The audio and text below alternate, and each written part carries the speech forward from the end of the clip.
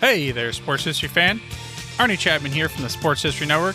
Now, before you jump into this episode, I wanted to share with you an exciting giveaway we have going on with Home Field Apparel.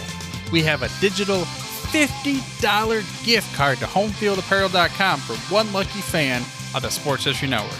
All you got to do is head over to sportshistorynetwork.com/giveaways to sign up. Again, that's sportshistorynetwork.com/giveaways. Hello, this is Ross Bliley from the podcast Pigskin Tales. This podcast is sponsored by Sterling Soap Company. With products sold throughout 41 locations around the globe, Sterling Soap Company has a unique assortment of products to choose from for your loved one for the holidays. Handmade artisan soaps created by Roderick and Amanda Lovin since 2012, these products are affordable and provide great value. Act now and save on your shipping costs. If you purchase $75 or more, your shipping cost is free in the United States. Shop now online at sterlingsoap.com.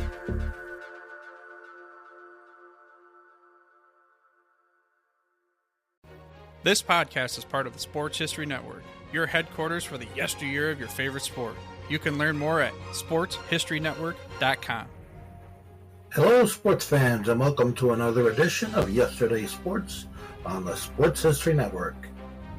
Today, we're going to talk about the 1972 Pittsburgh Steelers.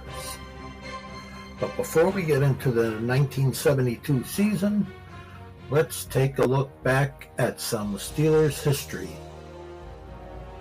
From 1933, their first season in the NFL, through 1971, the Pittsburgh Steelers had only 8 winning seasons and had never played in the championship game. From 1964 to 1968, the team had a dismal record of 18 wins, 49 losses, and 3 ties. Changes were clearly needed. In 1969, the Steelers replaced head coach Bill Austin with Chuck Noll, an assistant coach with the Chargers and Colts from 1960 through 1968. The Steelers made some good draft selections in 1969. Offensively, they chose quarterback Terry Hanratty and tackle John Kolb. Defensively, they chose defensive end LC Greenwood and defensive tackle Joe Greene, who won the Defensive Rookie of the Year award. Despite these changes and apparent improvements, the team got worse, finishing the season with only 1 win and 13 losses. In 1970, Pittsburgh drafted quarterback Terry Bradshaw, wide receiver Ron Shanklin, and cornerback Mel Blount. Still, the team lost, finishing the season with a 5-9 record. In 1971, they drafted wide receiver Frank Lewis, linebacker Jack Ham, guard Jerry Mullins, defensive end Dwight White, tackle Larry Brown, defensive tackle Ernie Holmes, and defensive back Mike Wagner. The team improved slightly, winning 6 games and losing 8. With all the talented players the Steelers had drafted in the past 3 years, it was hard to understand why they were still a losing team. As is usually the case when a team isn't winning, the head coach and quarterback receive most of the blame. Some called for the firing of Coach Chuck Noll, while others called for a quarterback change. Neither Terry Hanratty or Terry Bradshaw played up to expectations. But if you look closely at the Steelers roster, you will notice the lack of a top-notch running back. That changed in 1972 when Pittsburgh drafted Franco Harris out of Penn State. Could this be the missing piece of the puzzle? Harris didn't do much in the first game of the season gaining just 28 yards on 10 carries, and a 34-28 win over the Oakland Raiders. Bradshaw's stats weren't impressive either, completing only 7 of 17 passes for 124 yards, while throwing 3 interceptions. But Bradshaw did contribute to the win with his running, gaining 49 yards rushing and scoring 2 touchdowns. Ron Shanklin caught only 1 pass, but it was a 57-yard touchdown. Defensively, the Steel Curtain defense held Oakland to only 97 yards rushing and recovered 2 fumbles. The Steelers gave up 290 yards through the air, but intercepted 3 passes. Pittsburgh also benefited from a blocked punt for a touchdown. The Steelers' offense didn't do much for the second week in a row, gaining only 205 yards. Their defense played well, holding the Bengals to 269 yards in the 15-10 loss.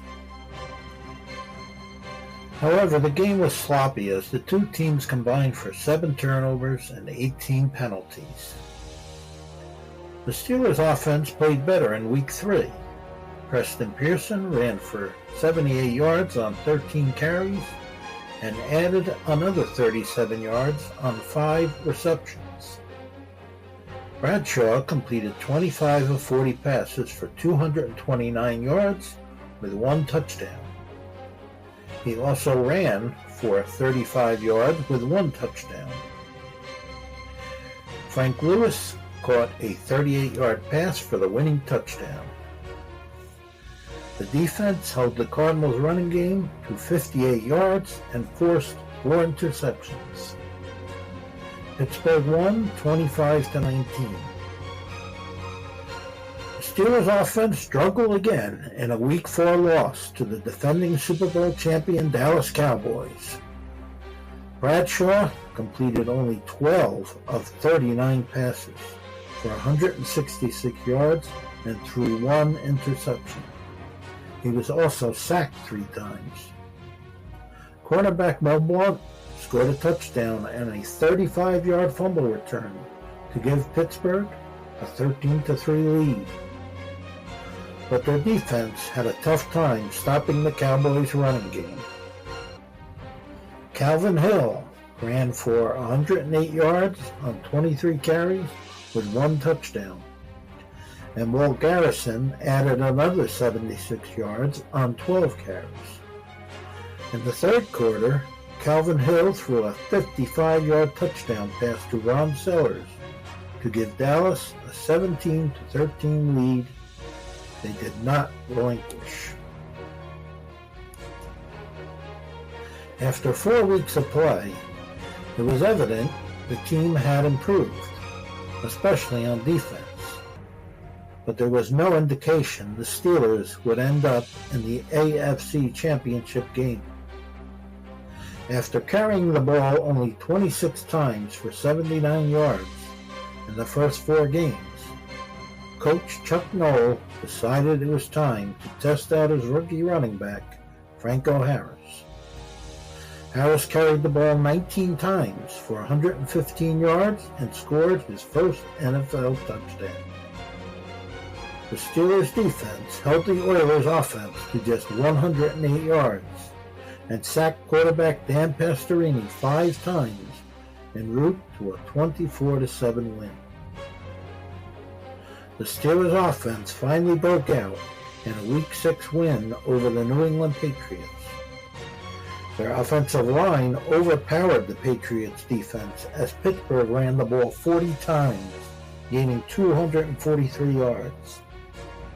John Frenchie Fuqua was the featured running back in this game, gaining 111 yards on 17 carries and scoring 1 touchdown.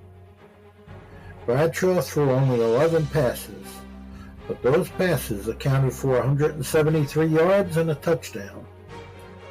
Fullback Steve Davis scored on a 28-yard touchdown run. Backup quarterback Terry Hanratty got into the game and completed 2 of 3 passes for 23 yards. Ron Shanklin caught 5 passes for 111 yards, 1 a 30-yard touchdown.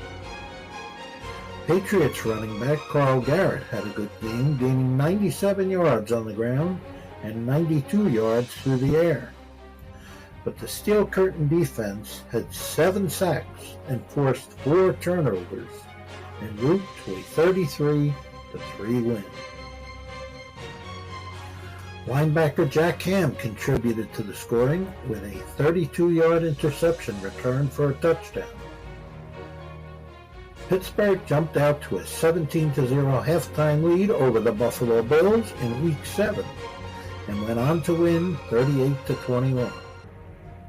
Franco Harris ran for 138 yards and scored 2 touchdowns while carrying the ball only 15 times. Harris also had a 17-yard touchdown reception. Despite intercepting 4 passes, the Steelers' defense didn't play as well as it usually does. Bills receiver Bob Chandler caught 7 passes for 94 yards and scored 2 touchdowns. Running back O.J. Simpson gained 189 yards rushing on 22 carries and scored 2 touchdowns, including 1 for 94 yards. The Steelers faced the 5-2 Bengals in Week 8 and cruised to a 40-17 victory. Their defense didn't play poorly, but they had difficulty stopping Bengals running back Doug Dreschler, who ran for 89 yards on only 16 carries and caught 6 passes for 80 yards. The Steelers' offense improved as their powerful running game gained 230 yards on 30 carries. Frenchie Fuqua gained 80 yards and scored a touchdown on 13 carries. Franco Harris gained 101 yards and scored a touchdown on 15 carries. Terry Bradshaw played well, completing 10 of 20 pass attempts for 190 yards and 3 touchdowns with no interceptions. Receiver Frank Lewis had an outstanding game, scoring on 28 and 34-yard touchdown receptions. He also had a 41-yard run on an end-around play. That will conclude our podcast for today. Join me again next week. We will have part 2 of the 1972 Pittsburgh Steelers. Thank you for listening. Hope you enjoyed it. God bless. This podcast is part of the Sports History Network, your headquarters for the yesteryear of your favorite sport. You can learn more at sportshistorynetwork.com. Hey there, sports history fan. This is Arnie Chapman, a.k.a. the Football History Dude, and I hope that you enjoyed this recent episode presented by the Sports History Network and were able to learn some good old-fashioned sports history knowledge nuggets. I started the Sports History Network back in 2020 with the mission to help podcasters find a community of like-minded sports history nerds, as well as helping aspiring podcasters to start their own shows. We have a little bit over 30 shows on the network right now covering all sorts of sports history, but as far as I'm concerned, we're just at the toothpick in the ocean moment, that can't even figure it out because there's so much more coming. We wanted to create the ultimate headquarters for sports yesteryear, starting with Podcast Network and our website, but we're going to continue to move into other mediums as well. And here's the cool part, because we want you to be part of our team. So if you're interested in starting your own podcast, or maybe being a guest on one of our shows, or who knows, maybe even writing an article for us over on the website. Seriously, all you gotta do is reach out to us on the contact page over at sportshistorynetwork.com. You can be as technologically savvy as a Neanderthal tapping on a stone trying to figure out this whole hieroglyphics thing back in the day. Again, it doesn't matter, because even if you don't understand the whole podcast space, we have a production team that can pretty much help you out with doing everything. All you gotta do, head over to sportshistorynetwork.com, head to the contact page, fill it out. That message goes right to me, and I'll reach out to you as soon as I can. But for now, dude, I'm through if you're through.